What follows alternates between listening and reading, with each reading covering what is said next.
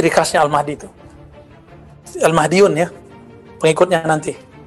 Kenapa? Karena nanti serangannya sudah zahir dan batin. Mana ada di dunia pandemi sebesar ini? Dalam sejarah umat manusia ada nggak? Jadi ini unik ini teman-teman. Ini sudah mulai perang ini. Walaupun secara ilmiah dibuat di lab gitu ya. Tapi kan Allah semua yang izin. Jadi udah nikmati aja.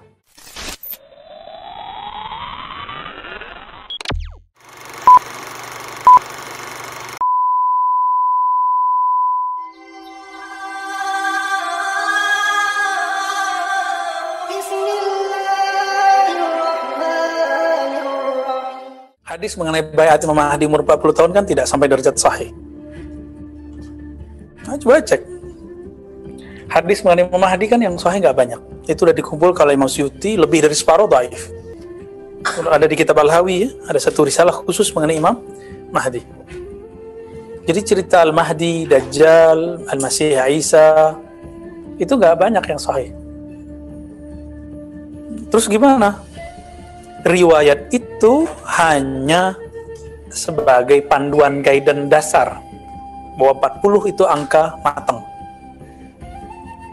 Tapi sebenarnya di kalangan Ahlul Badr itu beliau sudah dibaiat umur 40 tahun. Sekarang umur berapa? Nggak tahu aneh. Pernah nggak tahu kali ya. Al-Imam Al-Mahdi, teman-teman, itu kan gelar. Apa arti Mahdi?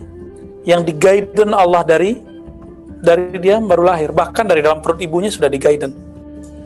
Yang diberi hidayah itu Mahdi. Masih ingat ismuhu ka ismi? Ism di situ bukan nama fisik. Ism masih ingat artinya?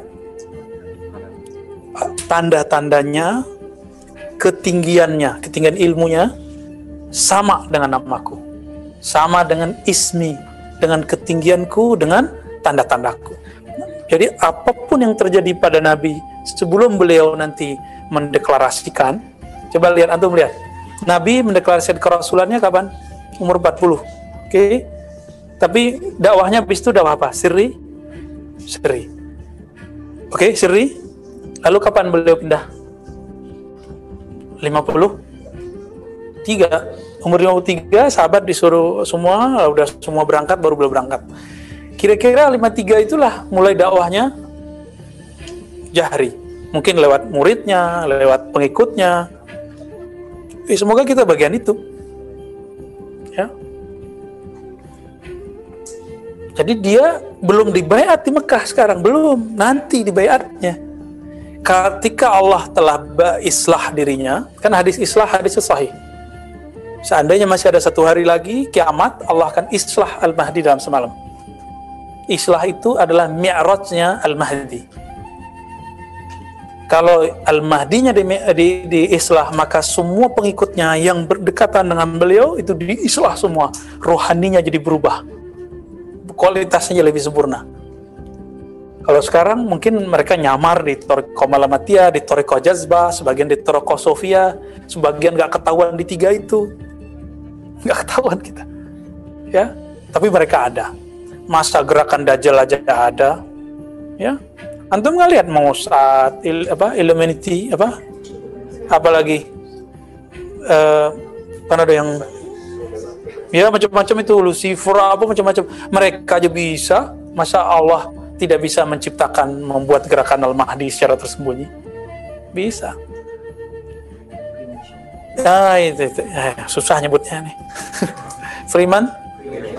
Oke. Gitu deh, susah nyebutnya, nggak sahih bahasa Inggris kita. Jadi dia juga lagi gerakan dakwahnya sekarang dakwah syariah. Nanti kalau sudah diislah, baru beliau nanti melakukan futuhat bertahap pindah ke Mekah. Disitulah Ahlul Badr membaiat beliau.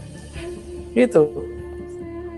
Tapi ala minhajin nubuwah, ini kata kunci. Jadi Rasulullah udah kasih kata kunci. Kenapa kita mau kemana-mana cocok logi? Gak usah cocok logi. Ala minhajin nubuwah. Nubuwah itu diberi mauhibatun mutlak. Itu pemberian mutlak. Jadi gak bisa diapa-apain. Saya nih punya pengikut 3M. Misal nih ya, M-nya M apa nih? Terus saya mengatakan, antum ngangkat, ayo dong, Tat, ente jadi Al-Mahdi aja. Nggak bisa. Sekarang penduduk dunia berapa? 7 miliar. 7 miliar bayat saya Mahdi. Saya bukan Mahdi. Paham? Karena Al-Mahdi mauhibatun mutlaqah minallah. Itu mutlak Allah yang pilih. Dan bayangkan, munculnya kok di Mekah, kota yang banyak berhalanya. 313 juga jumlah setannya. Yang disembahkan itu, iblis itu. Lata, Uzza, Manata. Itu nama iblis semua. Dan nama-nama iblis ini disembah oleh mereka dalam bentuk rupa. Jadi ada yang datang kepada mereka lalu dirupakan. Itu kan masih hidup tuh iblisnya. Antum jangan dikira mati loh iblisnya.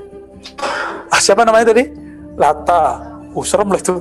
Uzza itu jenderal-jenderal bintang 4 tuh. Kalau mereka turun, waduh, tambah banyak orang ngaku Mahdi palsu, tambah banyak orang ngaku, aduh macam-macam, tambah banyak yang aneh-aneh. Dan mirip-mirip gitu. Rada-rada, ini kayaknya Mahdi deh. Nah, hati-hati di sini.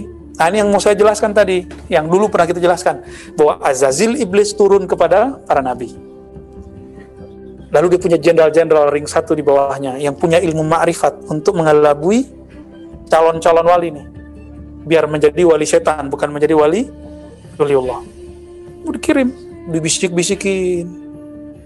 Maka salah satu thariqah Al-Mahdi nanti, itu diberi Allah kemampuan berkomunikasi, mampu bisa membedakan ini ilham, ini waswas, ini dari setan, ini dari Allah, ini dari malaikat. Ini mereka bisa. Itu ciri khasnya Al-Mahdi itu. Al-Mahdiyun ya, pengikutnya nanti. Kenapa? Karena nanti serangannya sudah zahir dan batin.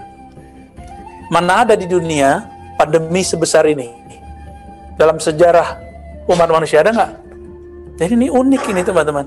Ini sudah mulai perang ini. Walaupun secara ilmiah dibuat di lab gitu ya. Tapi kan Allah semua yang izin. Jadi udah nikmati aja. Nah, kabar baik plus kabar buruk. Mahdi itu keluar kapan? Idza muliat al-ardu jawran. Kalau bumi sudah dipenuhi dengan jawran. Apa jawran? Zulm. Kezaliman. Di mana-mana, di semua lini, semua negara, semua tempat. Kalau udah begitu, orang nggak percaya lagi apa? Nah, ini muncul ketidakpercayaan kepada pemimpin. Maka batas-batas negara itu semuanya bayangan. Sekarang masih belum bayangan kan? Belum kan? Karena Mahdi nggak bakal merontak. Seperti Nabi nggak pernah memberontak ke ahli Mekah, malah mengalah. Coba antum melihat. Al-Mahdi, Nabi SAW ngalah dari orang Mekah, orang kampungnya. Jadi amar ma'rufnya Nabi kelihatan. Lebih rahmahnya lebih utama daripada bil ghadabnya. Mundur. Bangun kekuatan, baru perang. Perang Badar. Baru perang Uhud, baru perang terus-terus Khandaq dan selanjutnya. Jadi Nabi SAW ketika masuk ke Mekah itu perang juga nggak? Atau pakai futuh? Futuh itu perang atau apa? Enggak perang. Sama, nanti Al-Mahdi itu memasuk ke Mekah itu nggak perlu perang, itu futuh. Nggak perlu seperti yang terjadi tahun 79 dari Juhaiman. Ya, beliau ya boleh disebut engkongnya mbahnya teroris sekarang lah. Dia itu Juhaiman yang dulu menguasai Mekah habis subuh musim haji. Mekah dikuasai, lalu dia baiatlah Al-Qahtani, Muhammad bin Abdullah Qahtani. Qahtaninya bermasalah, mati bagaimana gitu. Mulai kecewa, dia mulai meragukan. Oh, bukan Mahdi nih, Mahdi kok begini? Ya, Anda melihat aja nanti akan banyak nanti muncul Mahdian. Nah, kita santai-santai aja, ya. Kita santai-santai aja. Kita belajar Khatmul Auliya, ya kan? Perangkat-perangkat Al-Mahdi kan ada di situ, ilmu-ilmunya. Nanti kalau udah ketemu yang pas dengan ini, baru kita datang ke beliau. Itu sebabnya saya tidak terima baiat Torekot, saya udah nggak terima. Karena nanti antum baiat saja langsung ke Imam Al-Mahdi. Kita cuma terima sanad talqin zikir ya, bareng-bareng kita latihan. Jadi, karena kalau saya terima baiat nanti di kolbu saya ada sesuatu. Gue mursyid, nah kan gawat lagi tuh. godaan-godaan itu muncul dan kita sekarang sudah hapus itu. Kita lebur dalam pergerakan akhir zaman ini. Semoga kita termasuk yang dipilih oleh Allah Subhanahu wa ta'ala. Amin ya rabbal alamin. Wa sallallahu ala sayyidina Muhammad. Rabbana atina fid dunya hasanah wa fil akhirati hasanah wa qina adzabannar. Sallallahu ala sayyidina